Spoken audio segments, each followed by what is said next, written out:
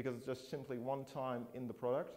And from a functionality perspective, we have all the functionality identical across all the clients. And if we think about the evolving number of clients and client OSs and the different types of receiver clients that need to be deployed there, I think that's the foundational thing that we need to have a unified experience and not separating the world between, let's say, the mobile user and the Windows laptop user, as we did that in the past. If you remember anything prior to StoreFront, when we talked about, let's say, the iOS receiver has been way more advanced doing connectivity to your organization than the Windows version was able to do, because the iOS receiver, of course, it could do remote authentication across an access gateway, and the Windows client couldn't. So now we have kind of a unification in here. But to unify all these things, as I said, we need to deploy clients. Before we do a client deployment, we need to think about how we actually can do that. So speaking of the client tier, which is on the bottom, and the providers on top, this is the existing architecture you shall have today, obviously. If we inject StoreFront in here, we get new functionality for anything that is not a thin client. And the thin client typically, I think, will first connect to a desktop, and in the desktop it will be a Windows receiver that then can provide the other application functionalities. So there is not really a problem that the thin client cannot directly speak to StoreFront services. And of course, if you want to get rid of the old web interface, StoreFront can do the legacy portion as well. However, legacy means just ICA. It doesn't mean AppController things. But to get a desktop launched, that is fair enough. And you can deploy that side by side. And with some tricks in mind, you can even deploy it on the same server. There's kind of a drawback if you run those components side by side on the same server, but you can do that if you want. Technically, you can have them side by side on separate server instances and just later remove those that today run the web interface part, for example. Okay, we have kind of dependencies. As we talk about infrastructure, some things are different than before. I skipped the slide that introduced the token validation service because that's not a great thing to show. It's there to complete the experience when you do the download from the slides. Token validation service is the component that does the authentication for you. If you have these gigantic component puzzle, you need one provider in that story doing the authentication and to talk all to the other components and make them aware of the fact that you're an authenticated user. However, if we talk about web service tokens, they all need to be kind of synced. And of course, this means all the components that you provide in your environment need to be time synced more or less exactly. Another drawback, which is something that really is something to my heart, and was really a problem if you do a quick deploy for larger organizations, multi-tenancy inside the same organizations or inside a hosting environment is, as of today, because of the limited authentication functionality in StoreFront, based on the Windows Active Directory domain trusts, which are not typically in place all the time. And this also means if you have a transition for a large, gigantic hoster with multi-tenancy, and you know that you've got a single web interface consuming all the different farms, this is something where you need to think about how you can survive that game easily. There is kind of a backport to do the classic XML pass-through as you did with a web interface. However, Citrix is unwilling to support that in a productive environment, so it actually doesn't exist in a UI. And the command line to unlock that is pretty cumbersome, so you won't get that by chance. It's really something on the intern that you can do for validations, but you can't do productive support anyway on this. Timing. The signature is based on VeriSign in those cases. VeriSign lives on the internet. I don't know how many of your servers are allowed to do unlimited access to the internet to verify the certificate revocation list. So the same thing that you may have heard in terms of tweaking web interface and IIS to skip those type of validations still applies to StoreFront. However, it has more component puzzles, so you've got more places to go and switch that damn CRL checking off. And the other thing that comes with IIS itself is a default that IIS trends to recycle itself when it gets idle. However, each time an IIS recycles itself, the application needs to be restarted when the first user accesses the thing. So you may be familiar with that UI from IIS. Typically, Citrix places a recycle event in there, which I think is by 5 p.m., which is fully ridiculous, and you should check how to deal with that. However, if you remove all these recycling conditions from both the IIS in terms of CRL checkings as well from the IIS pool, your memory footprint of those servers will climb to the ultimate maximum. If you do monitoring on those servers, you need to make sure that these alerts get different thresholds, because it's natural to those systems being up to the max at memory consumption. But I think it's the better alternate than just having users waiting for the application set to get rendered. Another thing that is something for the text-based fans, which is not in the GUI, you may want to optimize the way that the StoreFront talks to your forms, how it deals with the timeout, how it deals with errors to the backend. The default that ships with the product is quite heavy. So if a form has a problem, it may take multiple seconds before StoreFront actually continues to work. And there are things to where you can actually do an optimization on the delay behavior, how you want to enable or disable the signing of ICA files when it comes to security aspects, how you want to deal with client updates, the workspace control, all these little things that we know from web interface to be there automatically exposed by the GUI do not exist in the GUI for StoreFront, but they still exist on the config level. You just need to know where to get them. Having said enough about the middle tier architecture, we need clients. Obviously, all these changes to the infrastructure in the middle will not work if you don't upgrade the clients. And speaking of clients, I think that's really a hassle over the years that may look like this. About the number and the versioning and the naming that all these ICA things have been labeled like. So today we end up in two packages called Receiver Enterprise and Receiver, the green ones, which still exist and which are not identical. As far as I know, Receiver Enterprise has been relabeled 2 weeks ago in something that is called Receiver with Legacy P&A support to make it more clear what it actually is. The download itself still is named Receiver Enterprise.exe, so it's actually the same product. And if you want to go to StoreFront, you must be on the lowest right-hand side version. I personally call this Receiver Consumer, which is frustrating to enterprise customers that you want to deploy a consumer receiver on their enterprise network. However, it's really the consumer version of Receiver that can do all the functionality for you, and you need to get that deployed. If you want to get that deployed, the next dilemma comes up. Before we go to the dilemma, I want to show you something different. Previously, I was talking about the problem that when we had Receiver Enterprise, so this guy here, which previously had been online plugin or P&A, when we deployed that on a laptop computer and we accessed resources on our internal network, it was quite easy. They get placed on the start menu, users can access those things. I know there's a hassle that users complain about the missing context menu on the right-hand lower portion to access application. It will never come back. It is gone forever. However, having these applications in the start menu still breaks if you're outside the network, because outside the network, the first thing you need to do is to get a VPN connect to your network before you can use that type of applications. And as I said, the receivers for iOS, for example, had been way much more advanced to do that automatically for you. The reality is a little bit different. If you really deployed Receiver Enterprise in conjunction with Merchandising Server, which I previously said is not the first-class citizen in the Citrix folks, but it is still a product that is there.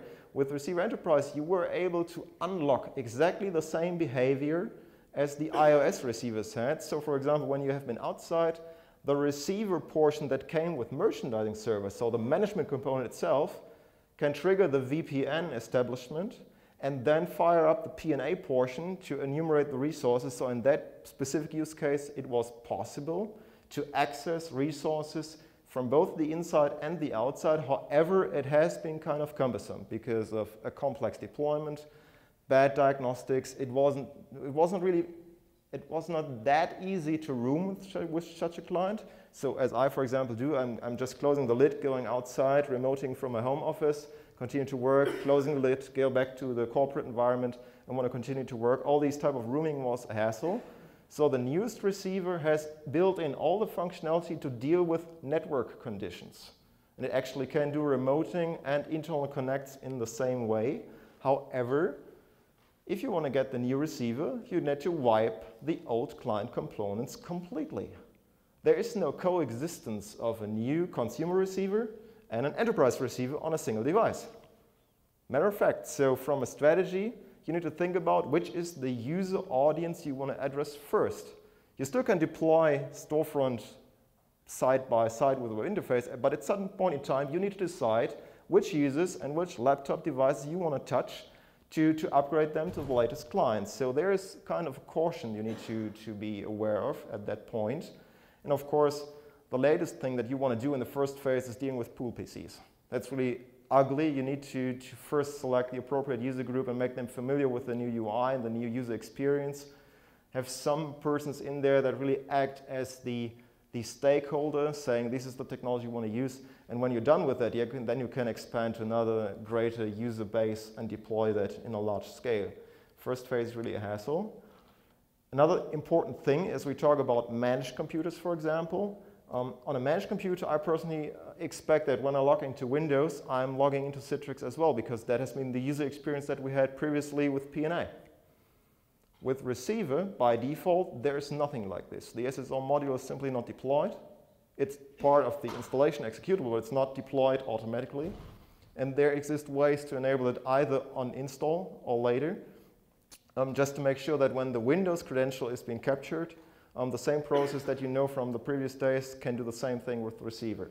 So at least for domain joined PCs, there's kind of a hassle that you need to overcome to get that running.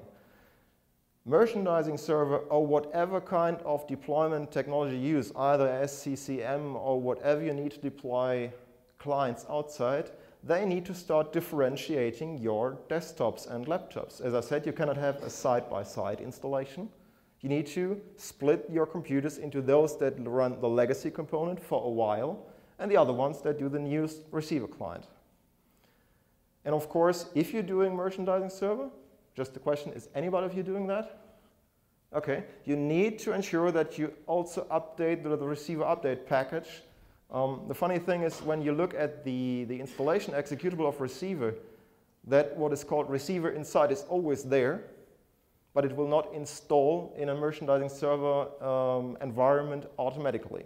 So you need to make sure that when you upload the packages, you're really careful in what you upload and the sequence in how you update your clients to get that running effectively. If you forget the Receiver Inside binary in those scenarios, simply nothing works at all. That's the short story on that. Okay. Assuming we get all these deployed, what's the user experience? I think you have seen these type of demos before. The idea that Citrix follows with that is that you have a unified experience. So it doesn't matter if you switch the form factor, the receiver will ultimately display the same icons in the same way wherever you are. To get all this done, as I said, it displays the same functionality wherever you are. I said the receiver is able to handle with a network condition. Network condition means it needs to know if you're in the internal network, if you're on the home office network, if you're somewhere in the hotel room on a hotspot where you actually don't have access to the internet unless you paid for that, or if you're simply disconnected. And for all these type of scenarios, it needs to handle with network conditions. The good news on that, and this really has been researched and confirmed, it does not use Windows NLA for this, because tweaking NLA is really hard, especially for the hotspot scenarios. Windows NLA will lie to you when you're in a hotel room. For the other scenarios, it's pretty much easier. And the other thing that really may get you weird when you do piloting and demo, as I said, you may have receiver in your desktop to connect to other resources, these type of siloed deployments where you have the initial desktop and then enriching that with other applications that come from other, from other machines or eventually from the outside. That type of beaconing, which is the mechanism, how they call it, to detect network conditions, does not by default work when you're in a remote scenario. You can enable that, and if you want to do kind of tricky scenarios with cascaded farms, you ultimately need to make sure that beaconing actually works in those cases as well. What's different compared to, for example, what we previously had with the iOS receivers, now receiver automatically can do all the tricky things that come with remoting. When I speak about remoting with my customers, remoting typically means two-factor authentication. So one password tokens or whatever you need to enter in addition to your Windows credentials to get the connection pretty much secured and the authentication much more strong. And this is something that the clients automatically detect and leverage, even in terms from the GUI, that you do not need to pre-configure the client to know all these scenarios in advance. And of course, I think that's the most important thing if you want to speak about rollouts, want to deploy that kind of client to unmanaged computers especially. You don't need to deal with registry keys. Of course, they exist.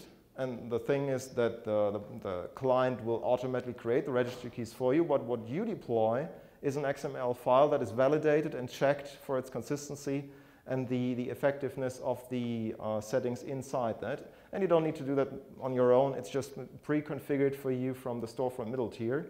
However, you can do administrative enhancements later to that. This is something pretty much easy when it comes to the beaconing. As I said, it automatically handles the network environment where you're in. So hotspot, home office, offline. If you're already connected to VPN, for example, all these things work. The most interesting point is the hotspot scenario. Think about what a hotspot actually does. If you're in a hotel room and connect to the wireless there and you did not pay for that, any URL that you type in resolves to the payment service. So the result that you get from a DNS query, for example, or from a web server response always directs to the same unified URL. So it's important that these type of clients need to deal with the situation that there's internet, which is actually not internet. And it's built into the product. So the funny thing, as I previously said, you can have remoting with a Windows client. The left-hand screenshot is the one that has been there for a while, but rarely used, and which look cumbersome because the order of the input fields is not natural to that what we typically have. Right-hand side is the latest receiver and looks exactly how it should look like. So finally, we are there to really roam around with the device. And of course, that UI here on the right-hand side will change and automatically leave out the second factor if it detects that it doesn't need to prompt you for RSA, for example. So it's relatively foolproof now. And ready to go. If we talk about StoreFront, and we remember the display that I showed previously about the user experience, it has these called favorites pane, where you drag your applications into the middle tier on your client as your favorite that you use from day to day. However, if you first start a client and connect to StoreFront without any precautions, that favorites pane is empty. StoreFront doesn't know about your favorites. How should it know that? And depending on your organizational requirements and beliefs of the customer, they don't want you to start with an empty application list. What you effectively can do is go into your XenApp and XenDesktop environment and leverage the description keyword, because none of these products has been changed to be compatible with StoreFront. They are there as they exist. Just go to the keyword feature and add these, the description input field, and just add any of these keywords in there. And they behave exactly as you might think of that. Auto means they get displayed automatically for the user on the first login. And featured means they get a special position in the navigational UI to be retrieved easier. I can show you that later. Another thing, and this is really frustrating when we talk about migrations and phasing in different versions of XenApp, migrating from pilot to production or whatever, at the point in time when you go into StoreFront and configure the store, which effectively means you make the store aware of different brokers in the backend that provide you with applications, so the XML brokers from XenApp and XenDesktop, you need to provide it with a name. And we know the name is cumbersome. It has been there in web interface for years. You can type in whatever you want. The file name is something you don't care about. However, with StoreFront, this name that you select there gets part of the so-called subscription database where StoreFront tracks the favorites per user. Now assume you have a XenApp 6.0 farm and migrate to XenApp 6.5. You get a new farm for whatever reason. Now you need to have both farms side by side populated in StoreFront because of the way you want to deploy that in a phased rollout, in a staggered rollout, for example. You can't have the same name twice in the system. It doesn't work. So you got a new name. So for those users that now flip over from farm 1 to farm 2, they get a blank favorites pane again. It's shocking to the user if he logs in, doesn't see any error, but instead a blank UI, and doesn't get notified that there's a farm change. You need to deal with that. And the fun thing, at this point, Citrix really relies on the textual information. There's no GUID to be tracked on that point, it's just text. The good news on that is, as it's just text, it goes into a database, and if you will, you can edit these things. So if you migrate from XenApp 5 to XenApp 6.5, for example, and in StoreFront insert a new farm item, which has a new name, and at the same time you go into the subscriptions database and wipe the textual information with the corresponding 6.5 entry, and I assume the applications will have the same name in the new farm anyway, they are still there when the user logs in. So housekeeping and all these type of things can be done. The only ugly thing is that first you need to find out the SID for the user. You know there are mechanisms to get there, but when you have those, it's pretty easy to manipulate the favorites pane as well. So if you, for example, decide to hide an application for each user, for whatever reason, without disabling that, you can also go into the SQL database and just set the status to 0, and the application will disappear from the favorites pane. It's no rocket science. Thinking about the user experience itself. As I previously said, web interface has been known and has been famous for the problem that you cannot do customizations that survive an upgrade. StoreFront is different because you really have a dedicated folder inside each deployment, which is called contribution, where a specific subset of files is already located to provide you with the option to inject items into the style sheet rendering. And those settings survive a reinstallation, an upgrade, and whatever. So if you now move upwards from StoreFront 1.1 to 1.2, which is essentially the move from CloudGateway 1.2 to 0, this is the versioning confusion, as I said, those settings will survive and the UI will still look consistent as it does before. This is pretty the easiest example. For those of you that are familiar with CSS, they will laugh about that thing, but this ultimately is just an example to get you familiar with what you need to do. You need to learn CSS from the ground up and find all the items on the page, and the easiest item is, of course, the body from an HTML perspective, and you can easily flip that from the green theme to a black theme if you like. So at that point, I think it's easier to show than to talk about all these things. And may the demo god be with me. We will do things like this. I need to move the mic off. Hopefully I will be loud enough. Just to give you an impression, this is a remote client, which connects from the remote outside world to your new installation. And thinking about the transition period, as I said, you cannot eventually not move the users over from the legacy web interface world to the new world instantly.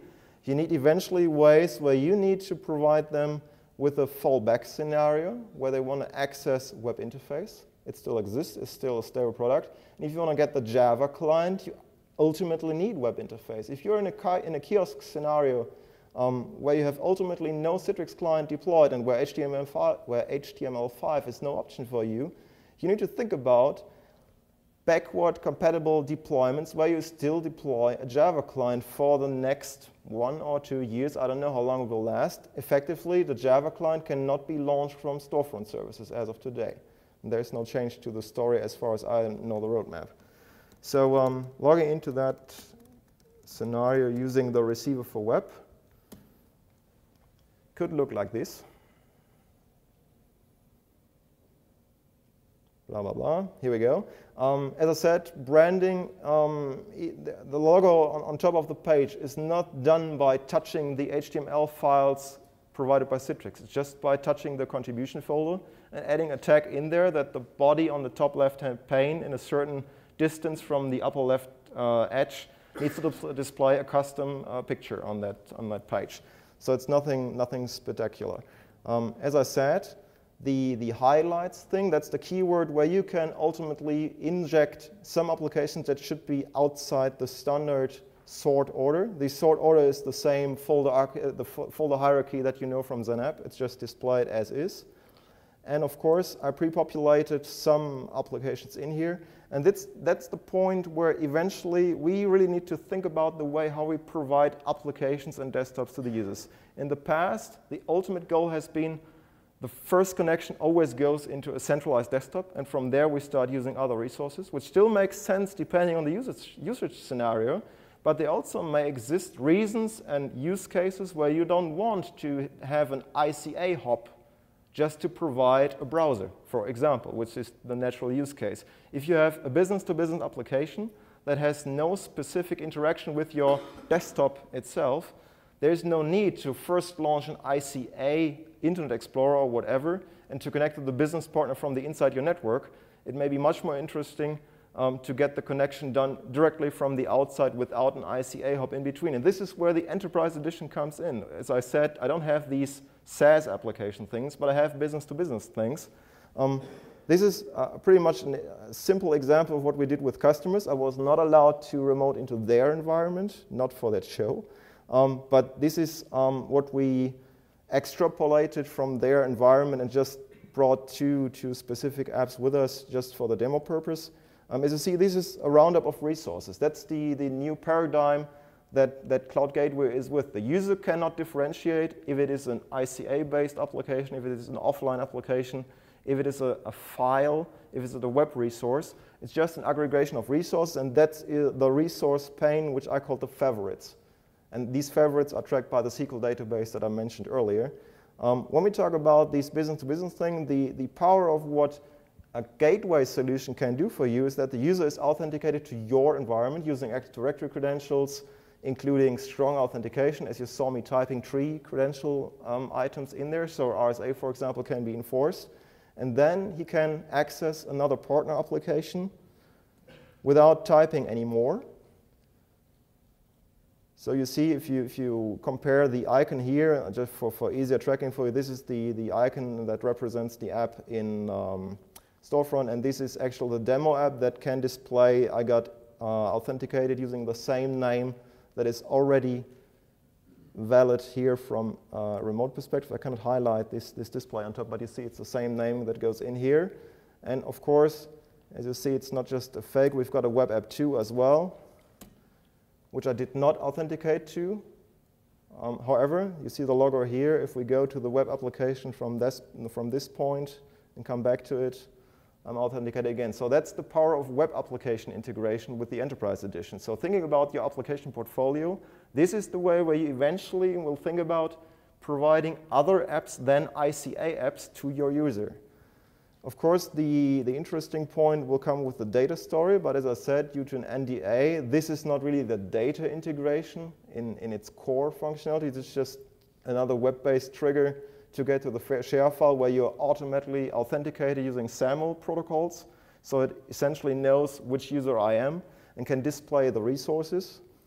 So just making sure that this is not a fake, we just do all log out and flip the user.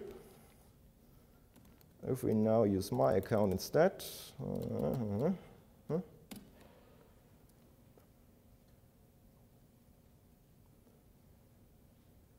different set of favorites, for example, and when I connect to another application, it obviously looks different because now I get the admin master and see a different result. So that's the way of what actually Enterprise Edition is about. It's not about ICA, it's about all the other type of things. And what's also interesting when we go to the favorites thing, so we'll get back to the demo account.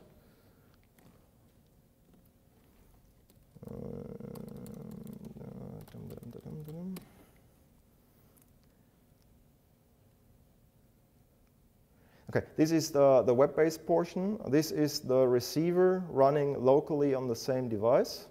I need to move as you can differentiate. So this is in the behind is receiver for web, so web browser style. This is the native receiver.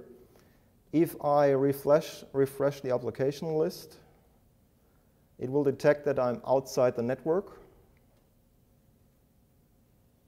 I think I previously already authenticated. Oh, that's bad. Okay. So you won't get the trigger for the application credentials. What we can do, when we add another application in here, we do that by the favorite search like this. So we inject Word. That gets automatically added to your subscription database. Of course, this guy is not aware of that yet. And as this guy, as the native receiver, is also responsible for populating the start menu, as you see here on top, verify the links that are in here. For example, you are missing Word right now because this guy still doesn't know that I have added Word on this point because it doesn't poll instantly, but it will do when I do this here. So it appears. And of course, we'll have that here as well. So this is the favorite thing that is important for the follow me apps and follow me data story, that each device where you have represents the same UI. So getting that closer to the data center, if we use a client that is inside your network. Okay, that's a good candidate.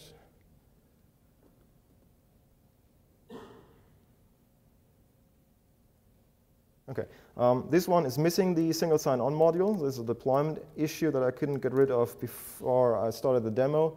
It still needs to authenticate. If you've got the SSO module running, it will not prompt you for that because it's already in the internal network. And of course, you see the favorite gets displayed on the first login, and what you may expect is that the favorite also exists in the start menu at that point again. If you remove the favorite from here,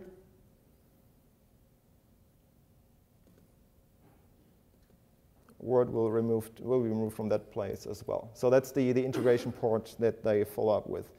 Interesting. Sorry? Customize where that ends up into just always in the start menu. Do you specify folder for each field? The registry key is there to define a specified folder outside the start menu. However, it doesn't work. So in the long term, I think it will be much better than today just having it in the start menu. And of course, when you look at these favorites pane, a tremendous number of wish lists come up. Customers may want to have layers, groupings, and all these kind of things. What these favorites pane actually do right now is they track the ordering. So if you decide that your B2B app, let's say, okay, here we go. So the B2B app number 2 should be the first one to be displayed. Then this will follow your client as well. If you go here and say refresh, here we go. You see Word is removed. And a few seconds later, the ordering shall change as well. Eventually, it hasn't populated yet. No? Oh, here we go. So it's following your settings. Final thing, which I personally think is interesting, as I said, the Java client is no longer there. We have something different, which is called HTML5. Wow.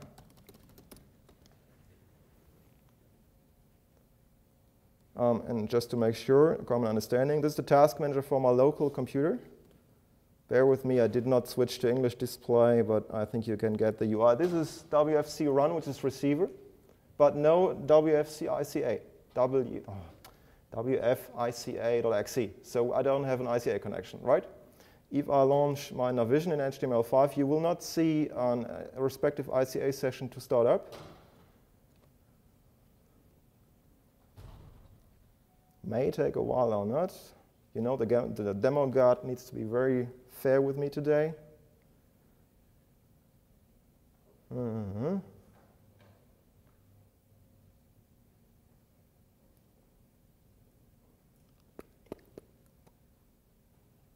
Ultimately there. You see, still no executable like WFSCI is running. However, you see the language bar on top and you see the applications launching as well. So this is an HTML5 version of what previously has been a Java client. So pretty interesting to see that coming up. With the 2.0 release, I think the number of HTML5 capable browsers, or the supported list of HTML5 capable browsers, has been extended.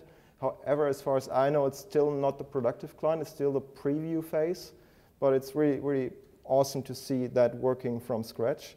And the UI actually feels better than with a Java client. So comparing the performance of Java to HTML5 preview, this is really a pretty fair result what we get here. There are some drawbacks, but more or less it works from scratch. Just to check about the timing. Yeah, we should be good.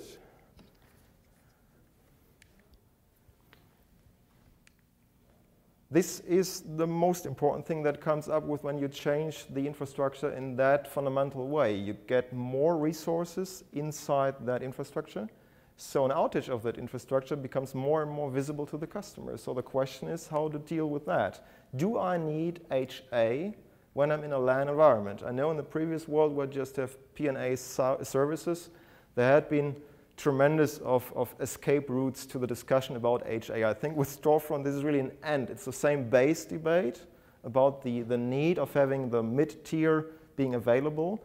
and it gets more attractive and more visible to you and your customers as more resource types go in there.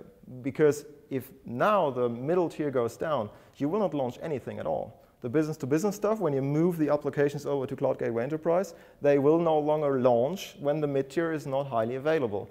And at that point, the debate becomes easier, I think.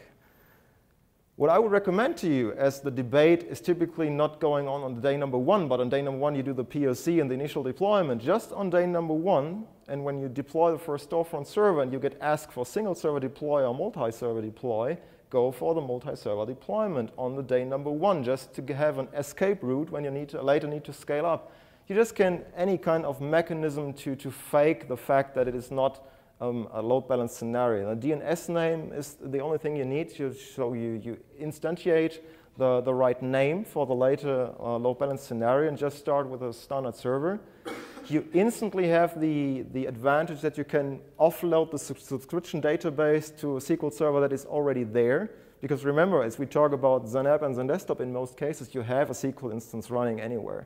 So you're reusing that SQL instance to also care the subscription database is a good deal anyway because of backup procedures, maintenance, all these type of things. You don't want to have SQL Express running on a StoreFront server.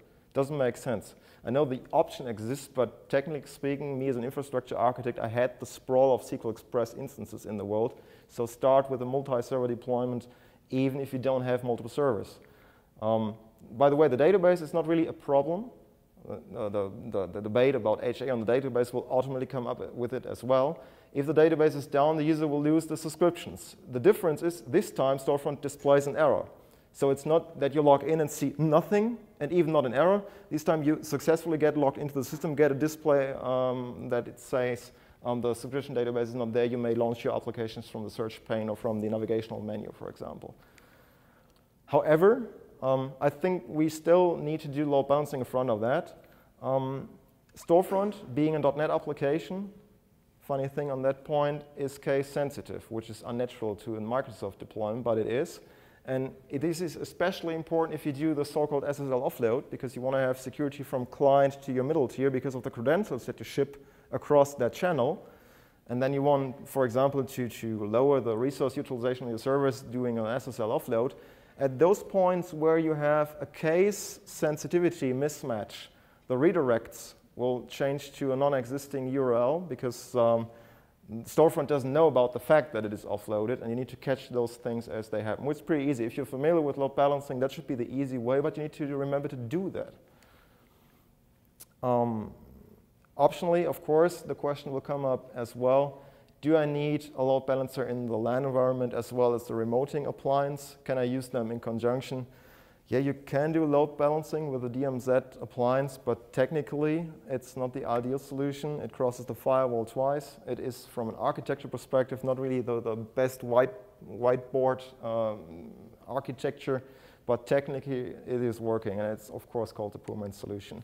However, assuming that you do it the right way, this is how HA actually looks like, either starting from the left-hand side being a remote user, or using that from the internal client. You will cross a balanced pair of remoting appliances and then cross another pair of load balancers just to get a set of multiple storefronts that connect you to your backend, which of course may be duplicated for whatever reasons. You know XenApp is HA by default, and desktop as well if you do it right.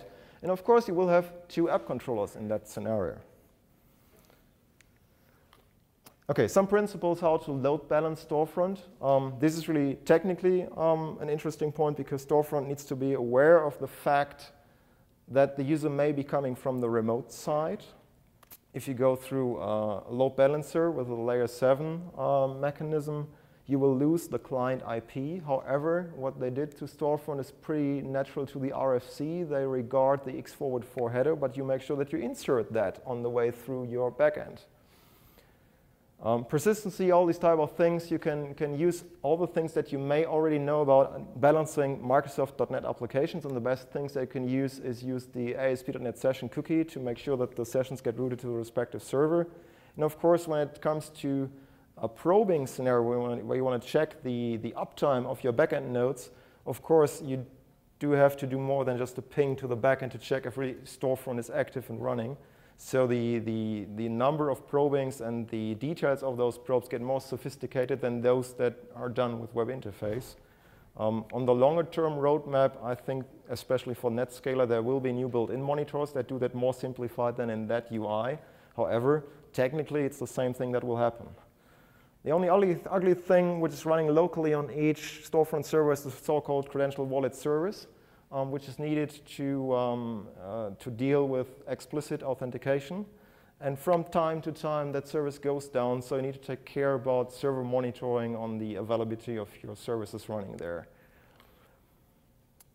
Remoting is different. Remoting in the past has not been necessarily a Citrix story.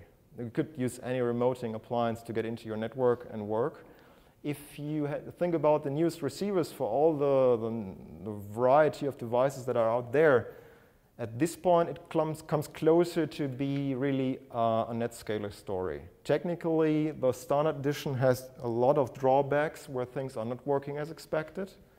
A third-party appliance is something that is problematic when it comes to the extensions that come with CloudGateway 2.0, because at that point it really becomes proprietary. Kind of tell differently. It's really getting a proprietary technology for the gateway portion. So the receivers know how to talk to the middle tier and to the remote access tier, but at that point it must be a Citrix product. However, it is not necessarily competing with the other appliances in an enterprise organization, because it is not necessarily a replacement for their VPN strategy.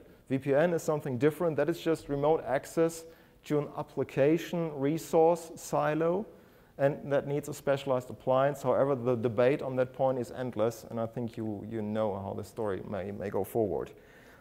What's actually in there? As a precaution, the StoreFront knows how to talk to its own remoting infrastructure to make sure that you have single sign-on functionality and all these type of things. Smart access is a little bit ugly, but it should be better starting off today, as it's really shipping. I don't know. It has been said that 2.0 will ship smart access. So that brings up the need to talk about what smart access actually is. Smart access is the way that you can signal to your Zen app service, to your Zen desktop service, that the user is coming from the remote. And for example, you want to switch off drive mappings or whatever you are familiar with in terms of a security strategy when the user comes from the outside. Just take care, even if it is not implemented today, but eventually tomorrow. Smart access is a licensed feature. If you just buy an access gateway appliance with the so-called ICA flat rate platform license that allows you to use 10,000 of users per box, independent if it's technical feasible or not, this is not a smart access enabled license type. The other good news, if you think about the broader strategy about Cloud Gateway, is Cloud Gateway Enterprise automatically ships you with the respective licenses to enable the functionality. So the only drawback is when you're using Express Edition in conjunction with a remoting appliance, and then want to have smart access. And by the way, if your today's strategy has been on an appliance with web interface, or eventually a secure gateway with web interface, you didn't have smart access anyway. So it's no change to the story. It just gets more fundamentally important that you know that if you want to do smart access things, you should care about licensing. This is just a small impression for you for later, for reviewing. Matter of fact, we have multiple clients, and they may need different ways of how they get their config from the internal network to work. And this is just a rough overview about the native receiver, a mobile receiver that is called the legacy one. I think that will go away in the next weeks, and just the thin client is left over. You know that may be a difference if you are connected through a VPN solution. The HTML5 client works differently, and of course, a standard browser access with the receiver for web is different as well. All these type of things require different settings to be applied. So the remoting appliance need to sense what specific client you are, like user agents and all these type of things. And this is just a rough overview of the criteria that you can do there. As I said, customizing, when it comes to the remoting appliance, that is much more problematic because, as you may know, NetScaler has not been a great citizen when it comes to branding. There is the need to have a unified look and feel. If it starts green and ends up green, it makes sense. If it starts with a black login screen and ends up in StoreFront, that feels ugly to the customer and the users. You need to do something there. As of today, if you deploy such instances from scratch, they don't look green. You need to do something on top of that. And beside of the things that you can get from blogs and from community and all these things, you may need to do additional changes to those style sheets to really make them work for your environment. Just check how they work. For example, you may have customers that ask you for these provisioning resources that they should be available even when you're not connected, so you need to have them integrated in the login screen on the bottom, for example. The one good news is with the latest receivers, I think 3.3 will be the version number that is then shipping. They can do the auto-discovery mechanism that you may from Outlook Anywhere, where you just type in the mail address, and from that you can automatically derive the way where your company is located. The company can provide you with a provisioning record that automatically configures your Outlook connection, and the same applies to receiver as well as it is being shipped. This is just a kind of a drawback. I previously talked about the poor man's solution. If you leave out the middle tier load balancer and do anything across a single pair in the DMZ, either if it's really technically interesting or not, this is problematic because of the fact that in all the cases, either being a remote user, a VPN user, or an internal user, your source IP will be identical for all those connections. And that actually screws StoreFront to the max. Because it needs to know when to talk to an access gateway and when to collect credentials from the client side.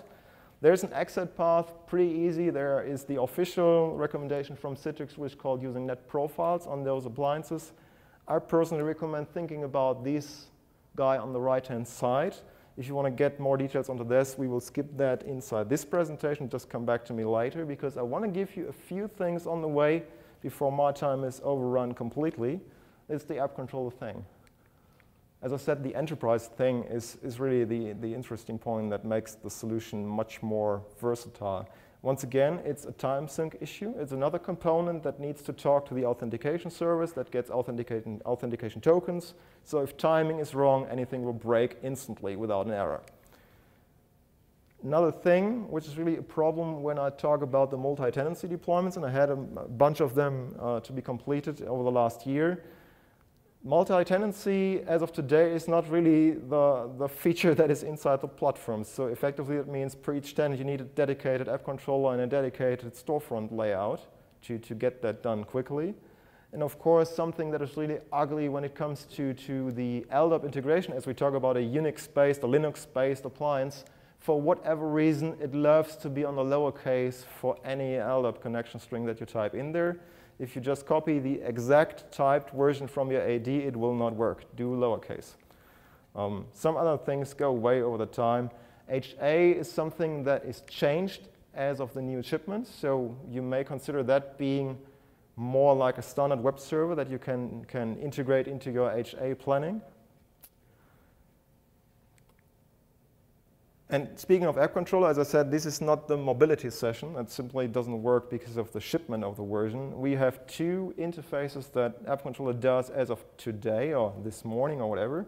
The form fill is just a legacy backward compatible version of just supporting a web application that has a login form where the AppController just captures your credentials.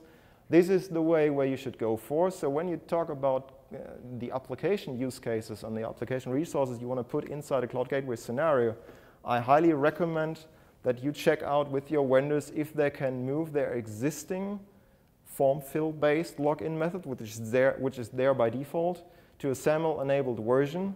However, as far as I have learned that in the past, some of these vendors consider SAML being a premium version of their service, charging you for more money than they previously did. So it's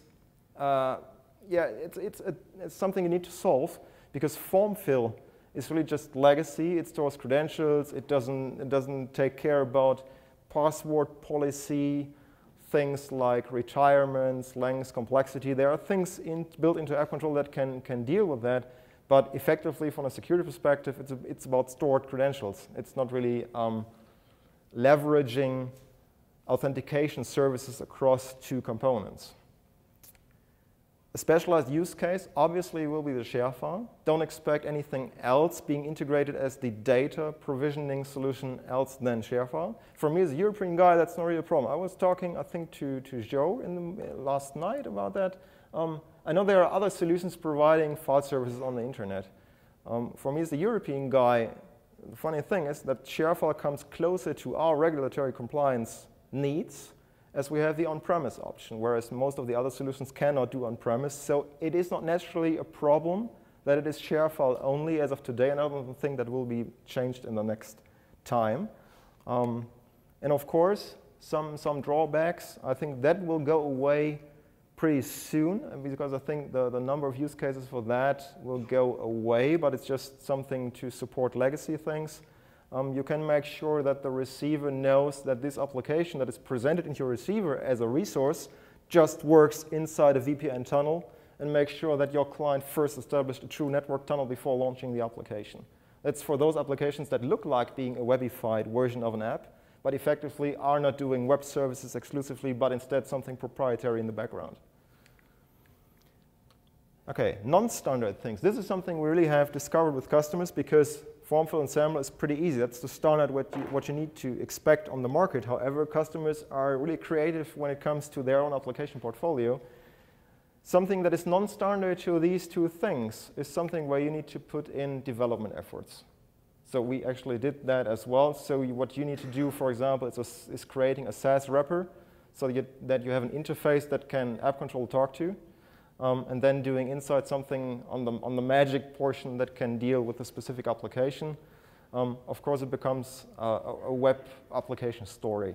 That's the point where I think that the ICA expert is not necessarily the same guy doing that type of implementation than those that, for example, deal with web applications, but it's natural to the story.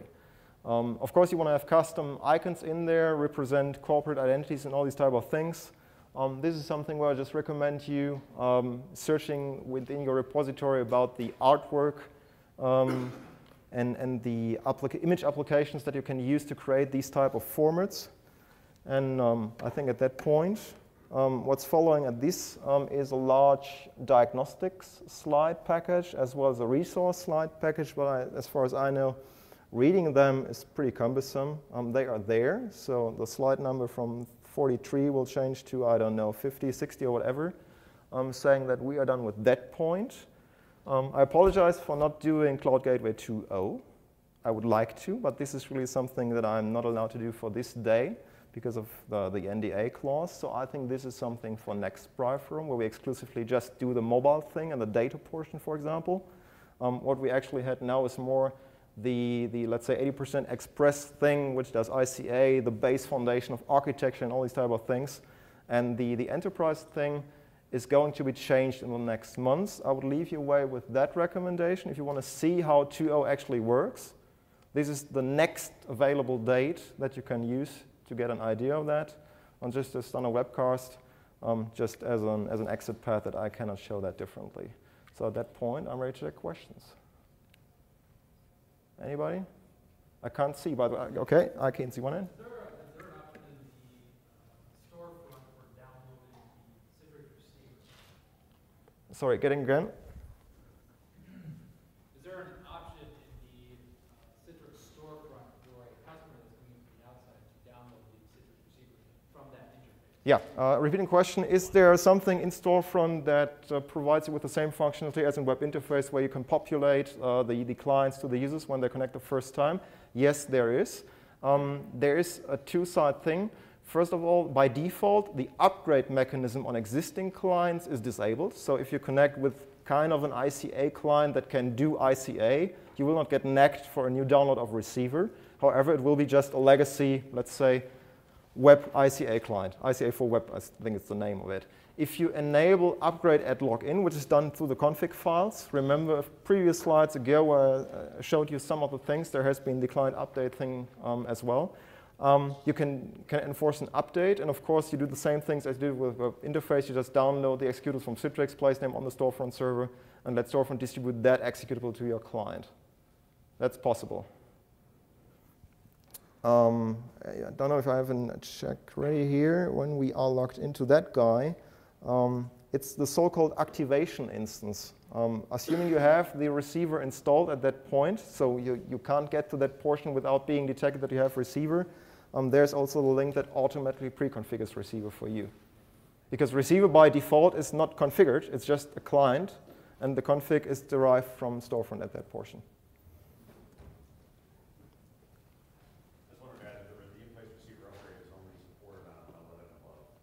Yeah. Yeah, that's. Thanks for that, Sean. The problem, obviously, as I said, you have a coexistence problem. If you have a legacy world and want to go to consumer receiver, remember the client slide with a gigantic number of versions that have been distributed by Citrix over the years. This upgrade effectively requires you to remove the previous ICA-client first. Otherwise, it will simply stall with an error message you need to remove the instance for. It will not break the laptop, but it will not upgrade anyway. So upgrading effectively means once you're in the receiver world, you can automatically upgrade. And the other problem, to make this more complete, if you have Receiver Enterprise running, which still is called receiver, that's also the upgrade that actually doesn't work. It means consumer receiver, even has the name inside that. Others? So at that point, thank you. Enjoy the BriForum.